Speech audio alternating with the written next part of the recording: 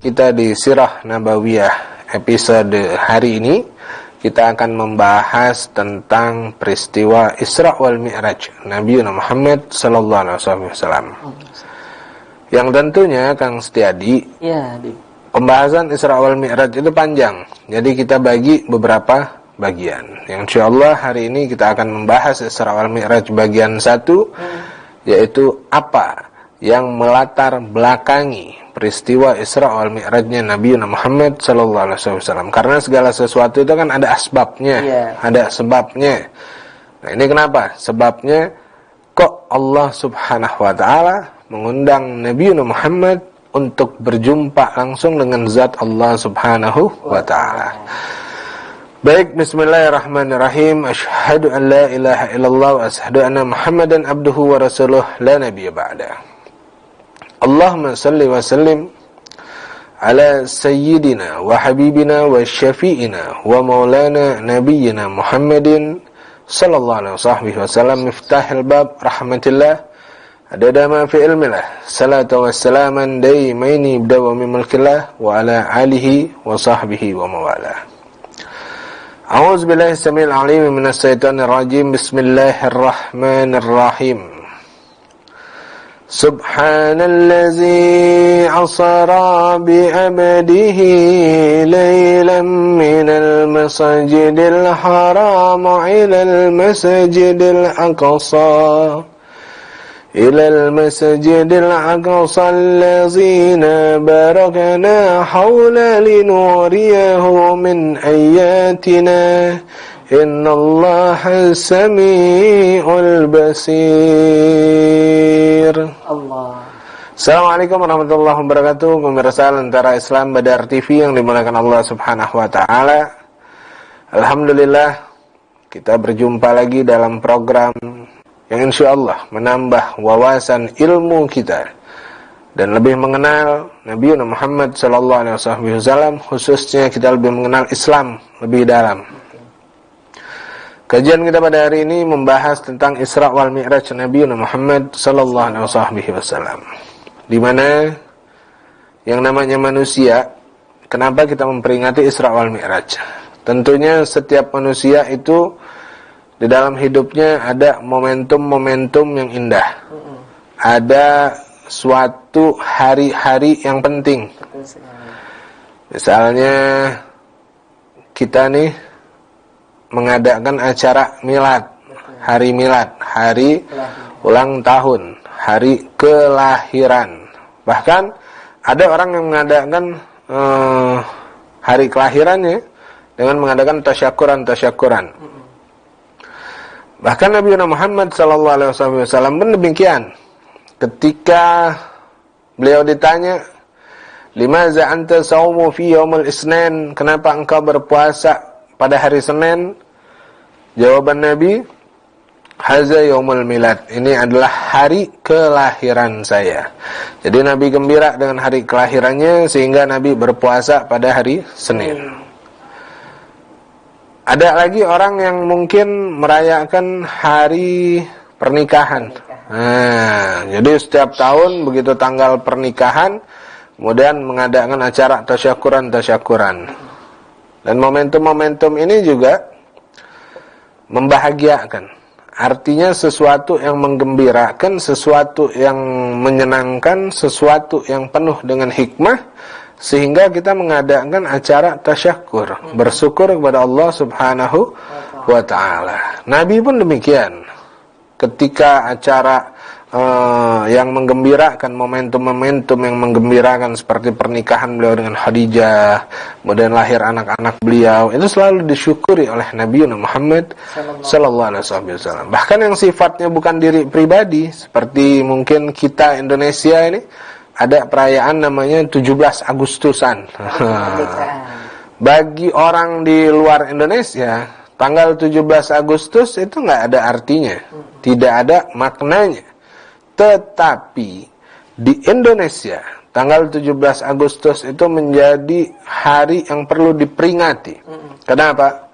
Karena ada momentum hari kemerdekaan Republik Indonesia, hari lepasnya negara Indonesia dari penjajahan. Sehingga diadakan dengan berbagai macam acara tasyakur bin ni'mah, bersyukur atas nikmat Allah Subhanahu wa ta'ala. Namun banyak orang yang kadang-kadang melihat Indonesia merdeka, kemudian mungkin dia ngelihat ada orang yang sukses hidupnya, hartanya banyak, usahanya berjalan, uangnya banyak, kaya raya. Dia hanya melihat ketika jadinya, wah enak ya, dia tuh kaya raya, omsetnya miliaran rupiah, gajinya ratusan juta. Yang dilihat cuma di situnya. Tapi mereka tidak tahu proses. Mereka tidak melihat proses yang membuat orang ini menjadi sukses. Proses yang membuat orang ini menjadi orang yang dihargai.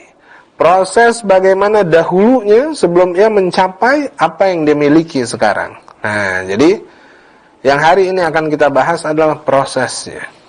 Dengan kesabaran Nabi, dengan ketabahan Nabi, dengan keteguhan Nabi. Kenapa Allah Subhanahu wa ta'ala mengangkat derajat baginda Rasulullah dengan mengundang Rasulullah Isra wal Mi'raj? Artinya ada sesuatu yang terjadi sebelum datangnya peristiwa Isra wal Mi'raj, yang insyaallah akan kita bahas hari ini. Baik pemirsa Badar TV yang dirahmati Allah Subhanahu wa ta'ala, tentunya peristiwa apa saja yang terjadi sebelum Isra wal Mi'raj Nabi, jangan kemana-mana, tetap di Lentera Islam Badar TV, mengkaji Islam untuk kehidupan yang lebih sempurna.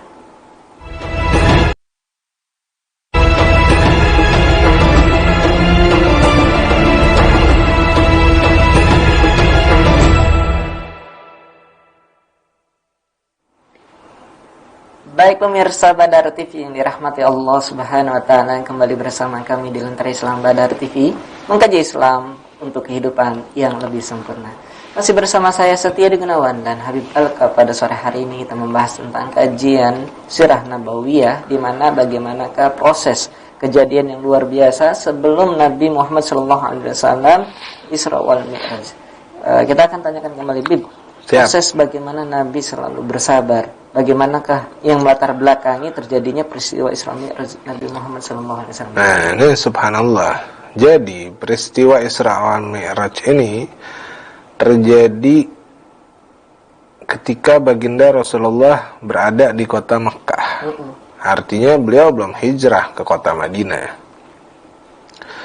Peristiwa Isra wal Mi'raj ini dilatar belakangi karena tahun itu disebut dengan Amun Huzun, atau tahun kesedihan. Di mana di tahun ini baginda Rasul sallallahu alaihi wasallam, di tahun tersebut Nabi Muhammad sallallahu alaihi wasallam sangat banyak menerima daripada ujian. Di antaranya di tahun tersebut baginda Rasulullah ini diboikot dari urusan makanan segala macam. Sehingga tahun tersebut begitu berat bagi baginda Rasulullah sallallahu alaihi wasallam. Tahun yang begitu berat bagi Nabi. Dan yang terberat bagi Rasulullah adalah kita sama-sama ketahui bahwasanya Nabi ini lahir dalam keadaan yatim.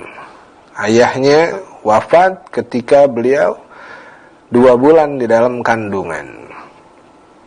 Ibunya wafat pada saat beliau berusia 6 tahun.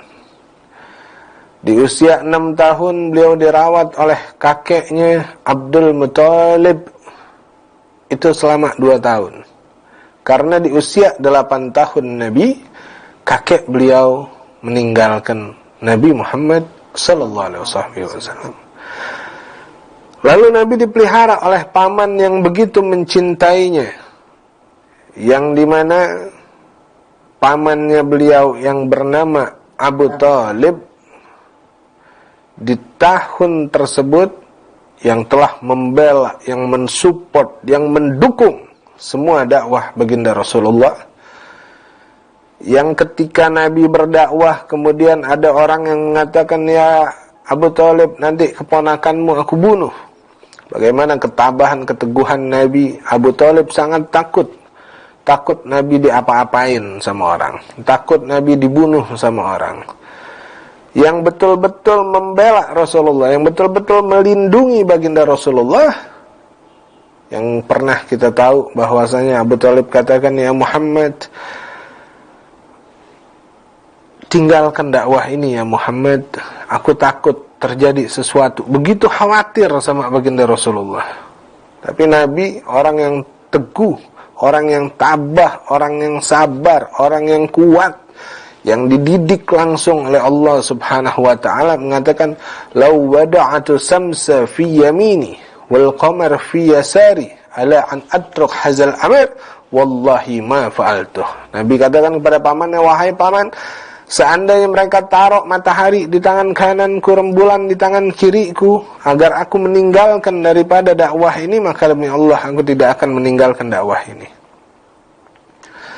Pamannya di tahun tersebut wafat. Ini membuat Nabi Muhammad SAW begitu bersedih. Karena apa? Ketika wafat pamannya Abu Thalib, ini hinaan, cacian, makian, kemudian lagi kezoliman dan perlakuan orang-orang kafir Quraisy pada saat itu semakin menjadi-jadi kepada baginda Rasulullah.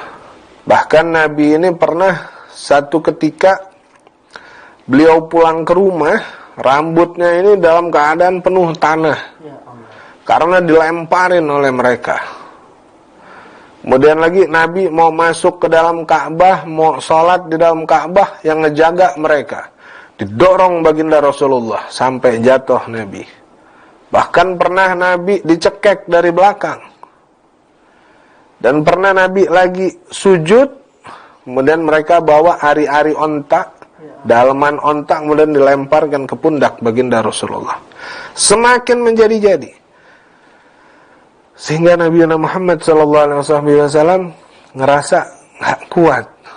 Beliau coba pergi ke kota Taif, ke kota Taif untuk mencari perlindungan, untuk mencari pembelaan. Tetapi subhanallah, ternyata orang-orang yang berada di kota Taif saat itu, mereka terprovokasi.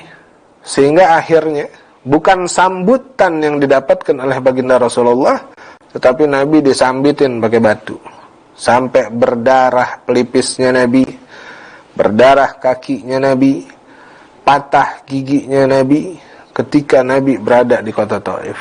Dan subhanallah, inilah ujian yang dialami oleh baginda Rasulullah menjelang hari Isra wal Mi'raj di antaranya. Kemudian begitu Nabi duduk bersandar menutup daripada tanahnya, ada ulama yang mengatakan, seandainya pada saat Nabi di Taif ada satu tetes darah Nabi yang jatuh ke tanah, maka mungkin saat itu Allah Subhanahu wa taala binasakan orang-orang yang ada di kota Taif. Subhanallah, Nabi enggak mau.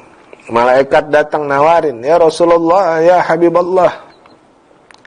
Karena malaikat kesel. Ini Nabi datang ke Taif, kepengen ngajak orang-orang ini selamat, kepengen mengajak orang-orang ini masuk ke dalam surganya Allah, kepengen memberikan pertolongan sama orang-orang yang ada di Taif, tapi diperlakukan dengan sedemikian rupa. Malaikat yang tidak punya nafsu saja, yang enggak punya nafsu, ya Allah ciptakan hanya dengan akal tanpa nafsu, itu kesal melihat orang-orang yang ada di kota Taif.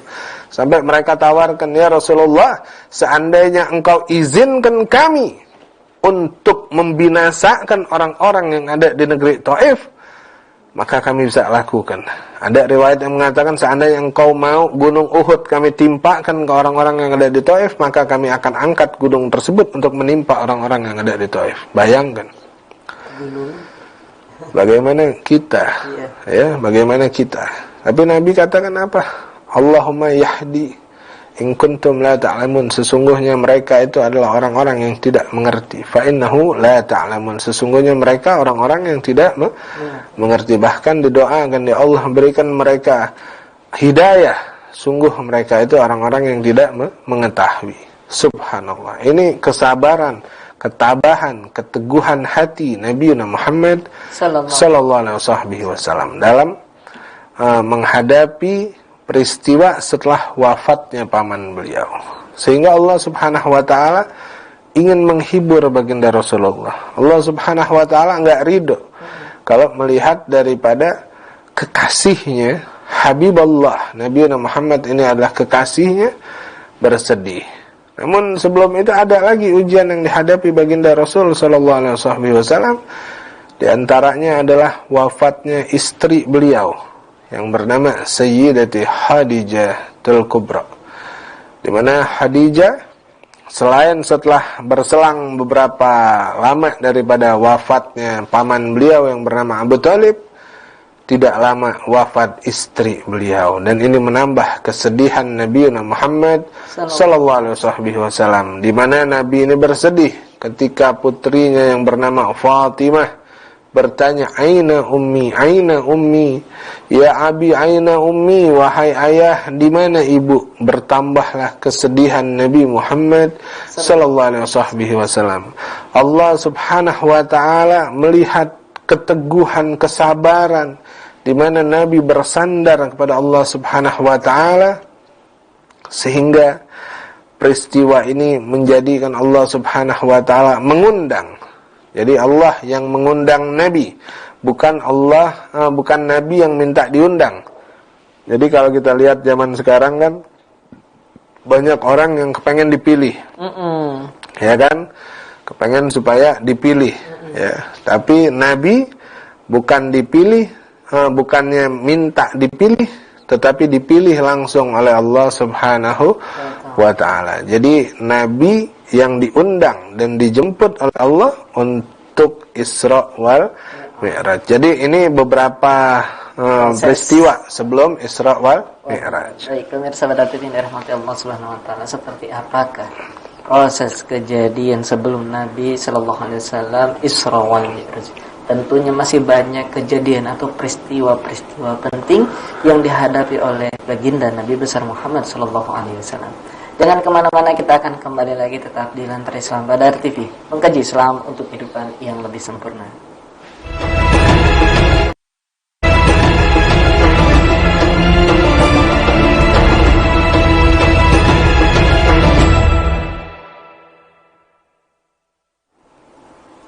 Baik pemirsa Badar TV yang dirahmati Allah Subhanahu wa taala, kembali bersama kami di Lentera Islam Badar TV, mengkaji Islam untuk kehidupan yang lebih sempurna. Masih bersama saya Setia di Gunawan dan Habib Alka. Pada sore hari ini kita membahas tentang sirah nabawiyah. Bagaimana tema kali ini kita akan membahas tentang Isra wal Mi'raj Nabi Muhammad SAW part pertama. Jadi apa yang melatar belakangi terjadinya peristiwa Isra wal Mi'raj Nabi besar Muhammad SAW? Tadi disampaikan bahwasanya Nabi SAW begitu merasakan ujian yang amat luar biasa, ditinggal oleh orang-orang yang dicintainya, sehingga tahun tersebut dinamakan tahun kesedihan. Nabi menerima cacian, Nabi menerima makian, hinaan dari orang-orang zalim, dari bangsa Quraisy, dan tentunya kejadian inilah Allah mengundang Nabi besar Muhammad SAW untuk menemui Allah Subhanahu wa taala. Habib, ya. Baik, Habib, sebelum kita bahas bagaimana kejadian atau yang melatar belakangi Nabi Isra wal Mi'raj, tentunya kita akan dengarkan ada kiriman video pertanyaan dari Caesar Putra Aditya, Jakarta. Masya Allah. Assalamualaikum warahmatullahi wabarakatuh. Saya ingin bertanya kenapa saat Isra Mi'raj Rasulullah ke Palestina. Mohon dijawab, aku pun nggak tahu solusinya. Assalamualaikum warahmatullahi wabarakatuh. Waalaikumsalam warahmatullahi wabarakatuh. Baik. Masya Allah. Ini adalah orang yang terkenal gitu. Oh iya, Caesar betul. Putra Aditya. Iya, kita ingat waktu itu kalau nggak salah video joget-jogetnya ya. Baik, mengenai pertanyaan silakan dijawab. Ya, jadi Masya Allah, pertanyaan dari Mas Caesar ini cukup unik ya. Iya. Kenapa Nabi memilih Palestina ya? Kenapa dari Mekah ke Palestina dulu? Dan dia bilang, aku pun tak tahu solusinya. Nyari solusi yang mana nih Mas Caesar nih, Masya Allah. Jadi begini Mas Caesar, jawabannya adalah karena kota Palestina ini adalah kota yang penuh dengan keberkahan. Jadi kita lihat tadi ayatnya, barokna haulah, ya, Masjidil Haram ila Masjidil Aqsa allazi barakna haula. Di mana Masjidil Aqsa ini adalah tempat yang dipenuhi dengan keberkahan. Jadi kenapa Allah Subhanahu wa taala memilih Masjidil Aqsa sebagai tempat mi'rajnya baginda Rasulullah? Jadi kita harus bedakan dulu. Isra itu adalah perjalanan di bumi. Mi'raj adalah perjalanan di langit. Jadi mi'rajnya Nabi startnya mulainya dari Masjidil Aqsa. Masjidil Aqsa ya, dari startnya dari Masjidil Aqsa untuk mi'rajnya baginda Rasulullah sallallahu alaihi wasallam. Asy-Syaikh Nawawi Al-Bantani di dalam kitab Marrah Labid ini menjelaskan di antara alasan-alasan kenapa Nabi start mi'raj itu dari Masjidil Aqsa. Yang pertama, ternyata supaya buraq ini berjalan lurus. Karena dalam satu riwayat disebutkan bahwasanya pintu langit itu tepat berada di atas Masjidil Aqsa. Nah, jadi begitu. Karena kita tahu kalau misalnya buraq ini kalau jalan dia kakinya di mana dia berpijak, kemudian dia bisa meluncur sejauh pandangan mata. Jadi letaknya pintu langit itu berada di atas Masjidil Aqsa. Jadi dia jalannya lurus. Selain itu juga kota Palestina ini, Aqsa ini adalah kota yang bersejarah bagi para nabi-nabi Bani Israel khususnya. Karena di sana banyak para nabi-nabi Bani Israel yang diutus Allah Subhanahu wa taala. Di antaranya yang kita tahu Nabi Allah Musa. Nabi Musa itu ketika beliau mendengar langsung suara Allah dari Bukit Tursina, di mana Bukit Tursina ini ada di kota Palestina. Kemudian lagi Nabi Allah Isa. Kenapa kota Palestina, kenapa Aqsa ini diperebutkan? Karena memang ada 3 agama yang sumbernya di sana. Ya, jadi bagi umat Islam Masjidil Aqsa ini jadi kotanya umat Islam dikarenakan mi'rajnya Nabi dari kota Palestina dan para nabi-nabi diutus di sana. Kemudian bagi umat Yahudi karena Nabi Musa ada di situ, ya, dakwahnya di Palestina. Bagi umat Nasrani karena Nabi Isa pun diutusnya di Palestina, makanya disebut bagi mereka namanya Yerusalem, bagi kita Darussalam. Ya, jadi ada 3 agama di sana. Dan subhanallah, ternyata sebelum kita menghadap ke Ka'bah, kiblat kita menghadap ke Ka'bah di Mekah Al-Mukarramah, itu ketika awal-awal perintah sholat, itu kita berkiblat ke Masjidil Aqsa. Nah, jadi subhanallah, jadi Masjidil Aqsa sempat menjadi kiblat bagi umat Islam. Makanya, makanya ada di Mekah itu masjid Kiblatain. Jadi ada masjid, kalau kita ke Arab Saudi itu ada masjid Kiblatain. Itu masjid 2 kiblat. Jadi ketika itu awalnya kita berkiblat ke Aqsa. Kemudian ketika sholat zuhur atau asar, kemudian 2 rakaat menghadap ke Aqsa, Nabi memohon kepada Allah, ya Allah. Sebenarnya Nabi sih nggak jadi masalah ya, tetapi karena orang-orang Yahudi pada saat itu mengatakan, tuh buktinya kiblatnya sama, berkiblatnya ke Aqsa juga. Nah, akhirnya Nabi memohon kepada Allah agar kiblat ini arahnya dibalikkan dari Aqsa ke Masjidil Haram di Mekah Al-Mukarramah. Nah, jadi banyak hal-hal yang Allah Subhanahu wa taala liputi Masjidil Aqsa dengan keberkahan. Dan ini juga menjadi salah satu sebab masjid-masjid atau kata Rasulullah, tidaklah aku merekomendasikan ya, ibaratnya merekomendasikan perjalanan kecuali ke 3 masjid. Jadi Rasulullah mengajak kita untuk kalau bisa kita pergi ke 3 masjid. Yang pertama Masjid Nabawi, karena di situ ada makamnya baginda Rasulullah dan Nabi pernah tinggal di kota Madinah.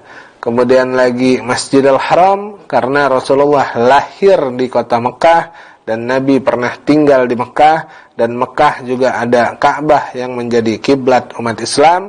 Kemudian yang ketiga, Masjidil Aqsa di Palestina, karena Masjidil Aqsa ini satu tempat yang penting bagi umat Islam karena mi'rajnya Nabi Muhammad sallallahu alaihi wasallam. Jadi itu beberapa alasan dari sekian banyak alasan Allah Subhanahu wa taala memilih kota Palestina, Masjidil Aqsa sebagai tempat start Isra wal Mi'raj, sebagai startnya mi'rajnya Nabi Muhammad sallallahu alaihi wasallam. Mudah-mudahan dipahamin ya Mas Jasar Aditya. Jadi kalau solusi nggak ada, paling itu cuma jawaban aja. Baik.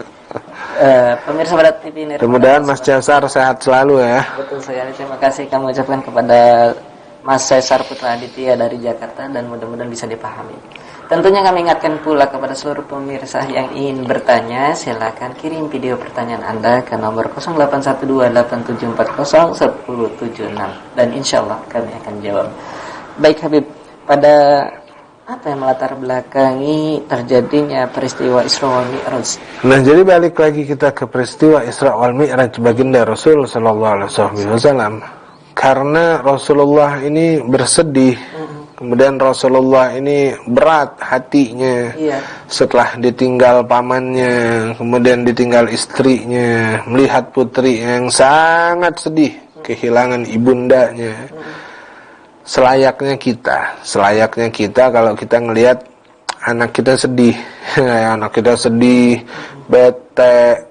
Biasanya kalau orang yang kaya raya, dia ngajak anak-anaknya jalan ke luar negeri, ya kan? Nah, kalau orang yang biasa aja, menengah, dia ajak anaknya ke luar kota. Kalau orang yang sederhana, dia ajak anaknya ke mall mungkin. Kalau orang yang nggak punya apa-apa, ya paling muter-muter komplek aja. Nah, mungkin ini yang melatar belakangi. Jadi Allah hendak menghibur Nabi Muhammad sallallahu alaihi wasallam. Gitu. Insyaallah nih kita bahas lagi. Baik. Baik pemirsa Badar TV yang dirahmati Allah Subhanahu wa taala, tentunya kita akan kembali lagi setelah pesan berikut. Tetap di Lentera Islam Badar TV, mengkaji Islam untuk kehidupan yang lebih sempurna.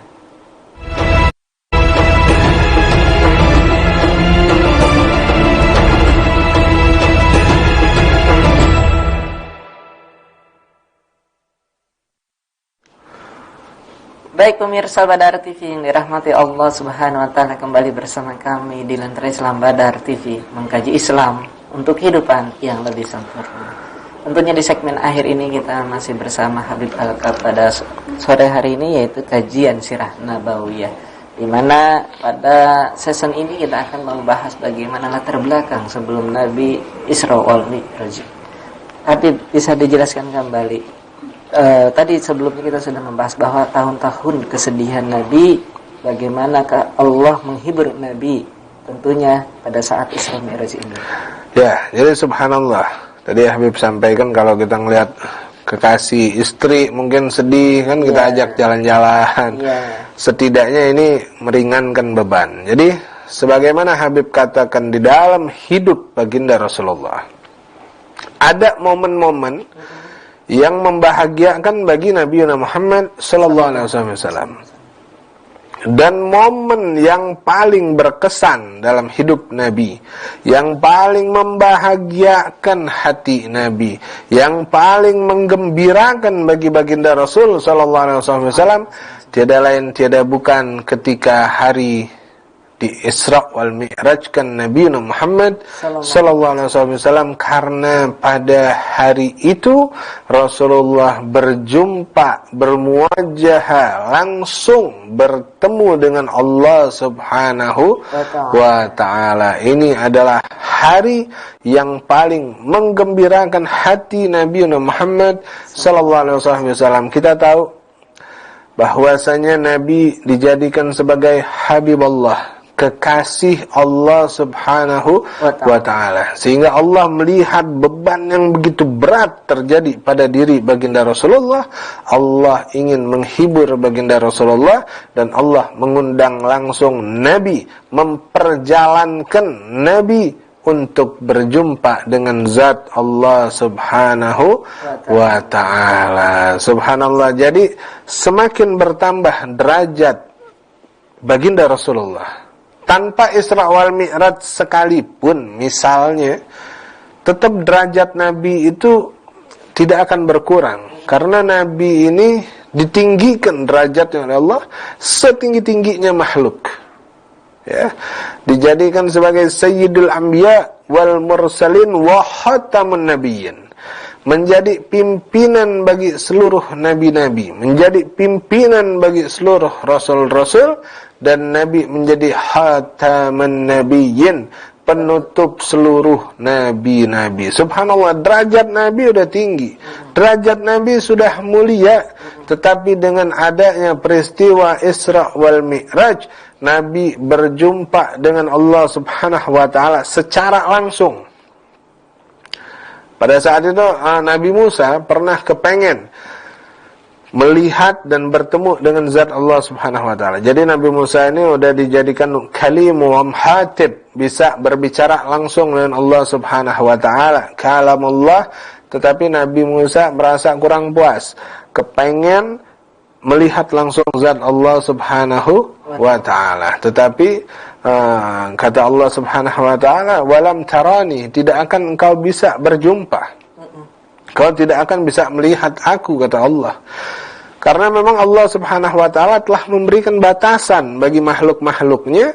Kalau masih hidup, ya tidak bisa berjumpa zat Allah Subhanahu wa ta'ala, tidak bisa bertemu dengan zat Allah Subhanahu wa ta'ala. Tetapi dikhususkan untuk baginda Rasulullah, dikhususkan untuk kekasihnya yang bernama Muhammad sallallahu alaihi wasallam, Allah Subhanahu wa ta'ala membuka hijab tersebut, membuka batas tersebut, sehingga Nabi bisa bertemu, berjumpa langsung dengan zat Allah Subhanahu wa ta'ala. Jadi peristiwa Isra wal Mi'raj ini adalah hari, momentum yang paling membahagiakan Nabi kita Muhammad sallallahu alaihi wasallam, karena istimewanya Nabi, spesialnya baginda Rasulullah, dan bagaimana Allah Subhanahu wa ta'ala sangat cinta dengan Nabi.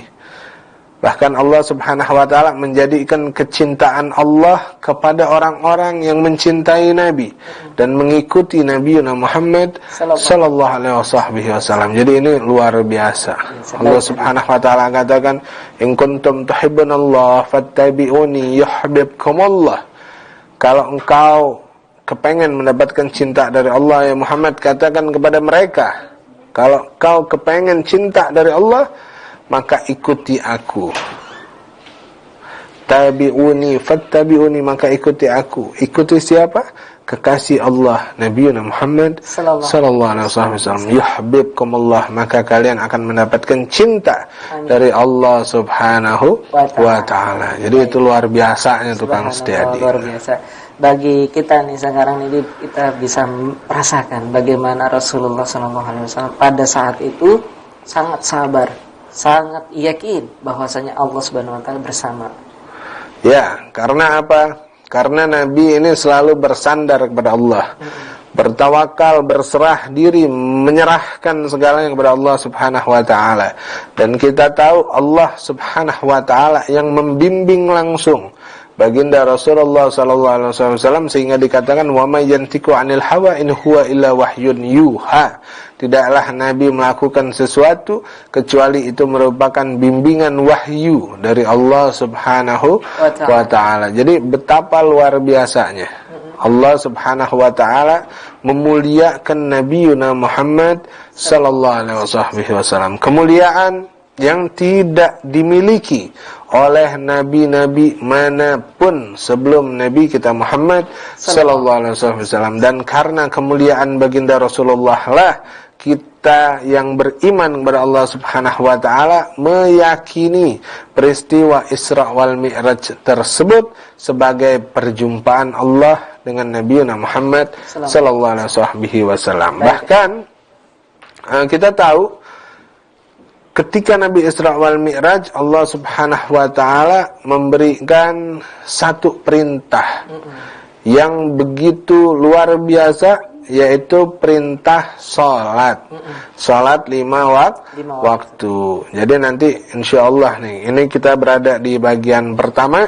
Nanti kita akan bahas di bagian 2 dan bagian 3. Kalau memang nggak sempat, kita bikin Isra wal Mi'raj ini 4 bagian insya Allah. Lalu apa yang dapat kita ambil hikmah dari kisah atau peristiwa yang dialami oleh Nabi Muhammad SAW? Kita lihat bahwasanya ketika Allah Subhanahu wa taala mengisra wal mi'rajkan Nabi, di situ posisi Nabi kalau bahasa sekarangnya lagi don-donnya, lagi turun-turunnya. Betul. Namun turunnya apa yang dirasakan oleh baginda Rasulullah, ya. Jadi begitu banyak ujian, cobaan, ini tetap menaikkan keimanan Nabi kepada Allah Subhanahu wa taala. Sehingga walaupun lagi down pada saat itu, tetapi keimanannya semakin meningkat kepada Allah Subhanahu wa taala. Jadi kalau kita lihat ujian yang saat ini kita hadapi, misalnya banjir ini begitu, itu tidak ada bandingannya dengan ujian yang Allah Subhanahu wa taala berikan kepada Nabi Muhammad sallallahu alaihi wasallam. Padahal kalau Allah kepengen Nabi itu hidupnya ya fine-fine aja, senang-senang aja, gembira-gembira aja, ya bisa aja. Tetapi Allah Subhanahu wa taala memberikan gambaran kepada umat ini bagaimana sikap Nabi ketika Nabi menghadapi ujian, bagaimana sikap Nabi ketika Nabi dicaci, bagaimana sikap Nabi ketika Nabi dimaki.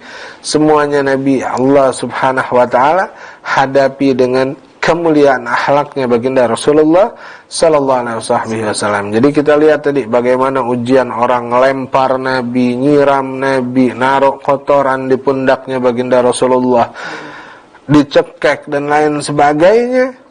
Ini dihadapi oleh baginda Rasulullah, diboikot, dilempar batu, berdarah pelipisnya, berdarah kakinya, patah giginya.